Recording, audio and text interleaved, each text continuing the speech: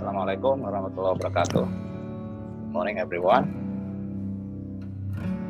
Today I'm going to, as I promised, I'm going to present my last presentation in this semester in your class, teaching English as a foreign language. This is going to be the last topic that I'm going to present. It doesn't mean that this is the only topic you are supposed to know, actually. And you can explore more later from the Jared Harman's book. But for our semester, I've decided that this is the last topic that we are going to discuss. So today's topic is about teaching with video. Yeah, I think this topic is very important, especially when you are dealing with students, current students who are really close to technology, and we are in digital era where most of people are closely connected to mobile phone, for example. They are really closely connected to video as well as phone. So as the future English students, I know how you can handle your class with teaching English. So it's the topic for today. And basically, there are two main themes that I'm going to discuss. First one is going to discuss all related issues in using video in English learning.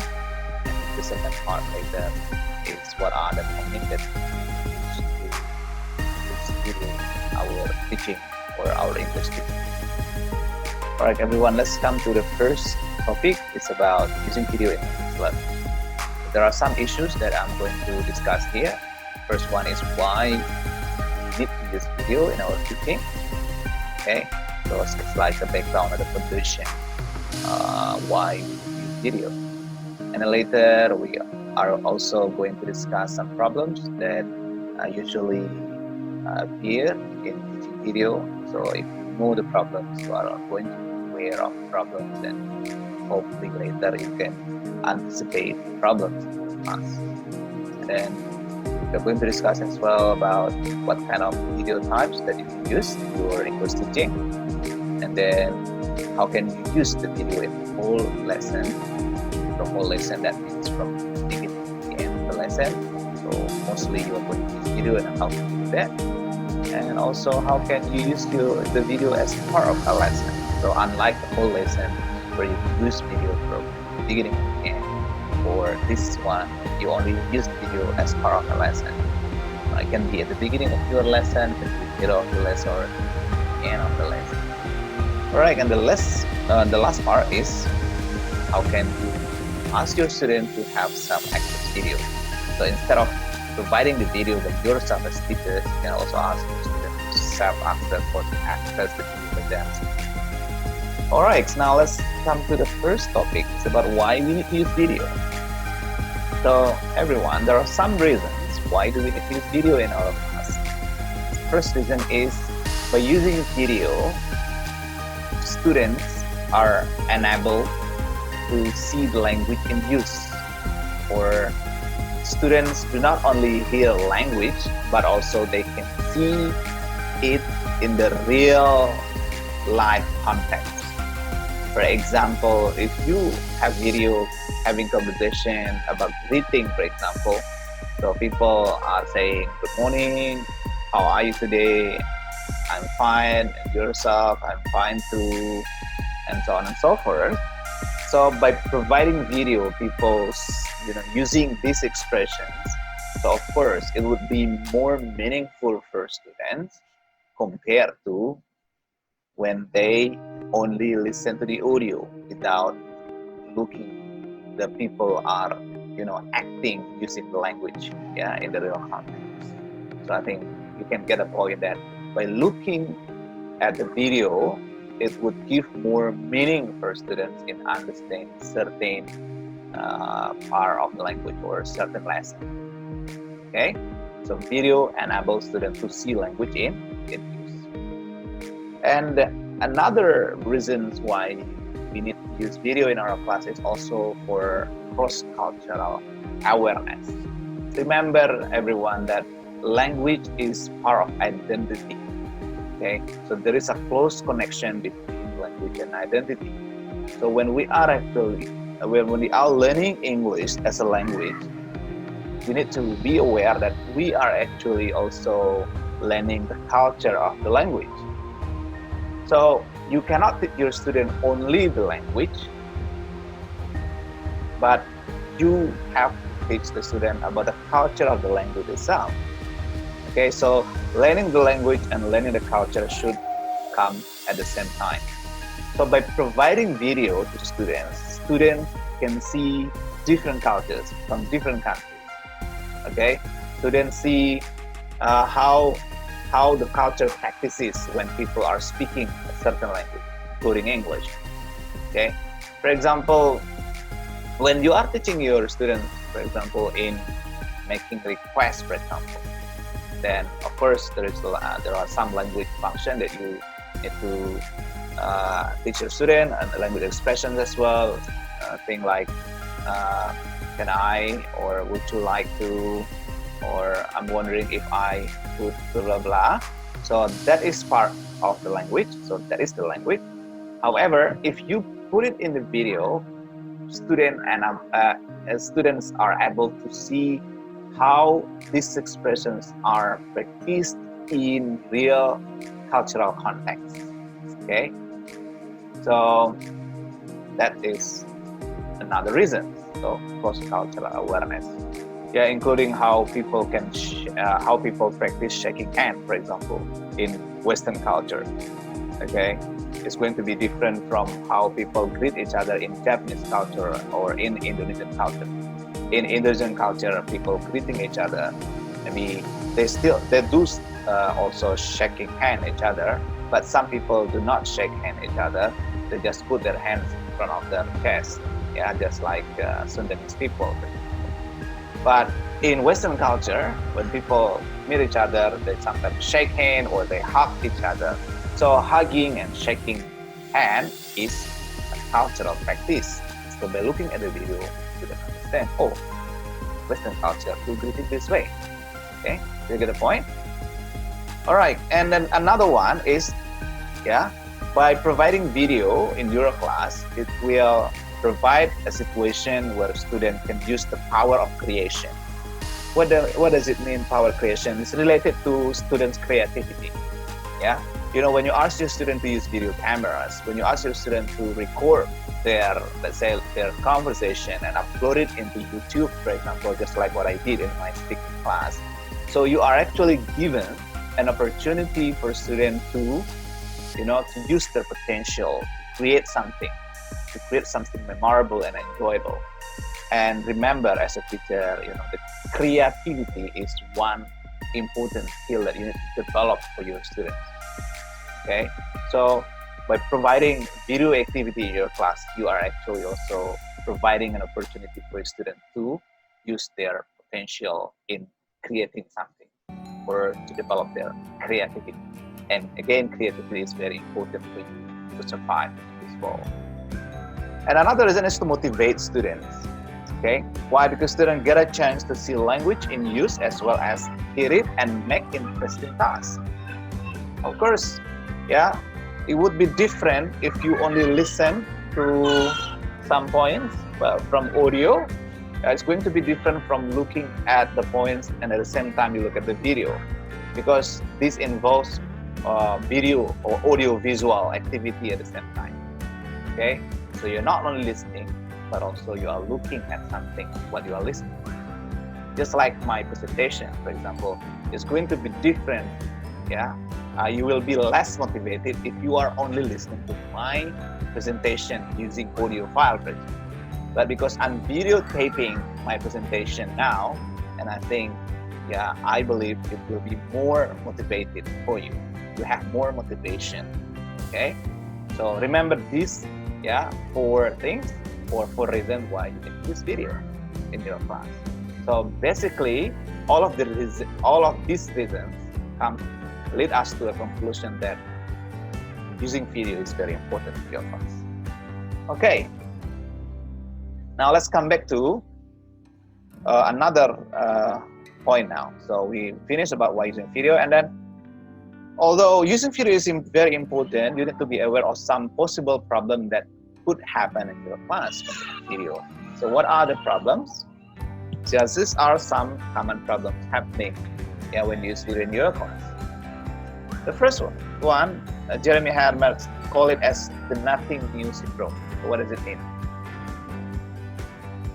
Probably your student will be less interested if they get the same video all the time. So there will not be curiosity for your student to listen or to watch the video because they know it already.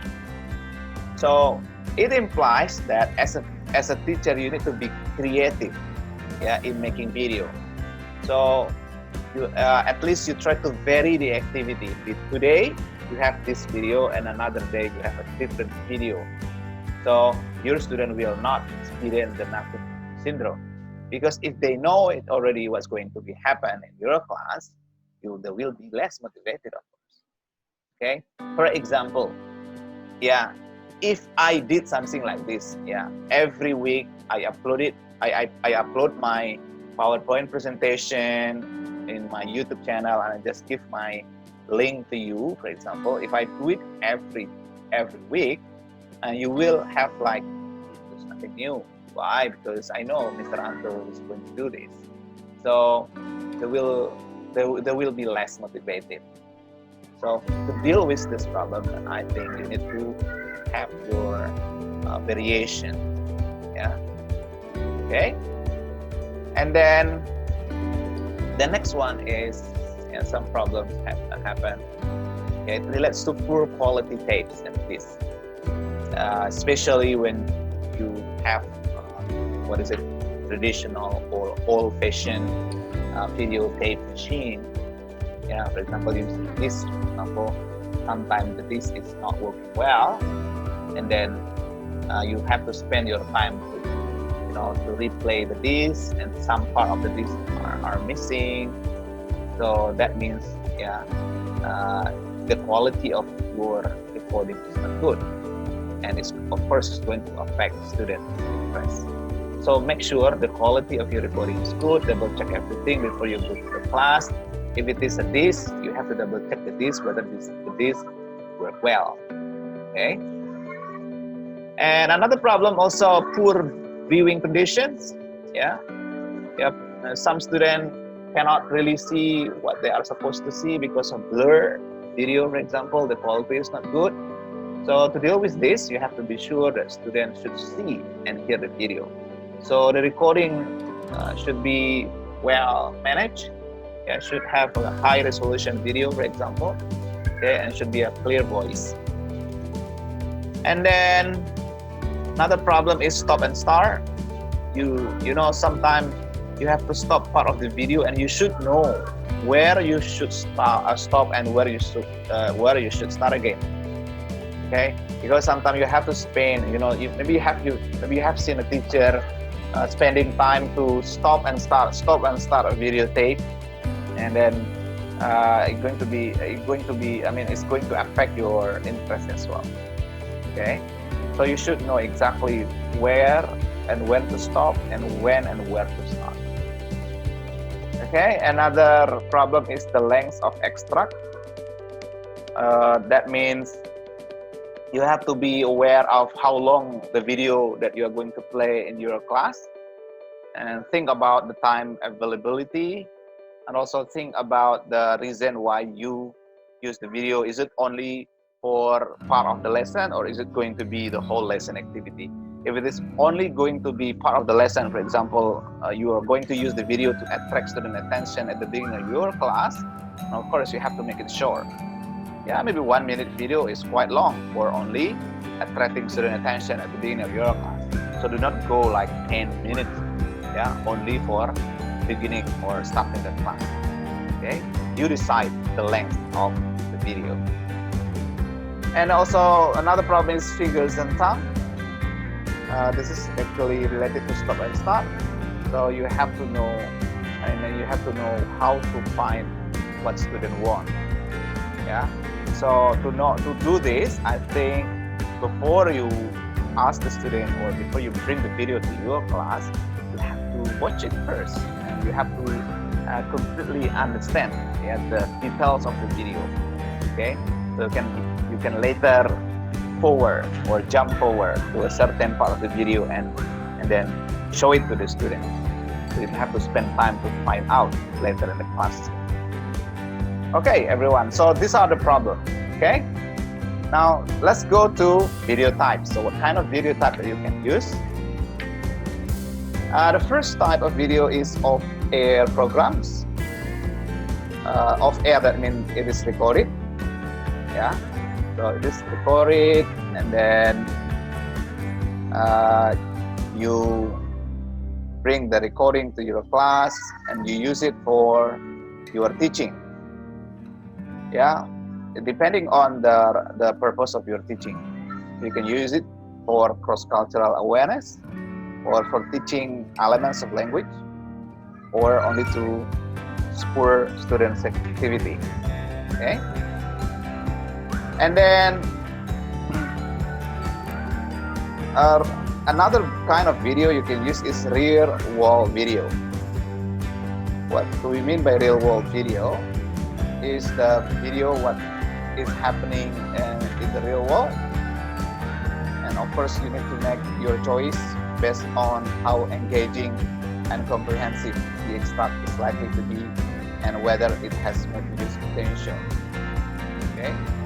And another type of video is language learning videos.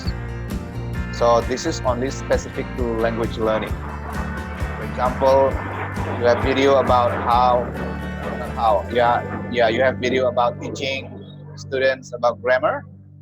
Yeah, specific grammatical knowledge, like video about how to teach simple past tense, present tense, future tense, and all other related to grammatical knowledge.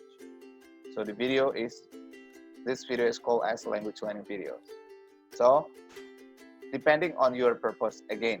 So these are some options, what kind of video you can use in your class.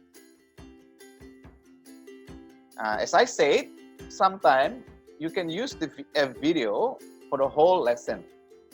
That means, yeah, you use the video from beginning to the end. Yeah. For example, you can bring a movie in your class and you use the movie from beginning to the end. And at the end of the movie, you discuss about the movie. Yeah, like what are the lessons learned from the movie, for example. Yeah. So teacher, at the end of the movie, teacher back to check student understanding about the video. So you provide some questions or some follow-up activities, yeah, in the video. Okay. After the video finish, I mean. All right. The next topic is about video as part of a lesson. As I said, yeah, unlike whole lesson video as part of a lesson is only, you use the video only part of the lesson. It can be the beginning, it can be in the middle, it can be at the end. Yeah. So maybe you can use the video to introduce a short or 2-3 minute video extract into a lesson devoted to a particular topic. And I think this is a good idea. I suggest you to do this in your class. Whatever the topic you are going to teach, use a short video at the beginning of your class first. Yeah, because I believe the video first can attract students' attention. So it can boost students' interest to you. Just put it at the beginning. Yeah, maybe you are, whatever the topic. For example, if you are, even when you are teaching grammar, yeah, for example, present continuous, find a present continuous related video, a short video, and then at the beginning of the lesson, before you explain about present continuous, you can ask the student, "Hi guys, can you please now look at the video and what can you learn from this short video?" So put it at the beginning of your class, and I think it's going to be very useful to your students. All right. Yeah, as I said, so you can use that for to introduce a new language, yeah, or practice already known items for analyze. Okay, and of course, as part of the lesson, you can also use video for relaxation. And I think you can use this at the end of your class. Maybe if you think your class is already tired, and then to make your students happy again, can choose a certain video and ask the students to learn from the video or to enjoy the video. Okay. And as I said, it doesn't have to be you as teachers all the time to bring a video in your class. You can also ask your students to have self-access video. What you can do, you can just provide some links, some useful link for them, and ask them to access the video by themselves at home. And of course, you should decide first what kind of video or what kind of link they should follow up, and then later they can access video by themselves. Or simply ask them to go to self-access center if you have this in your school. Yeah, self-access center is a building where people or students can visit anytime they like, and in the building, in the self-access center, normally there will be some video available, and students can choose the video by themselves and watch the video and maybe enjoy the video at the same time they learn English. Okay, finished.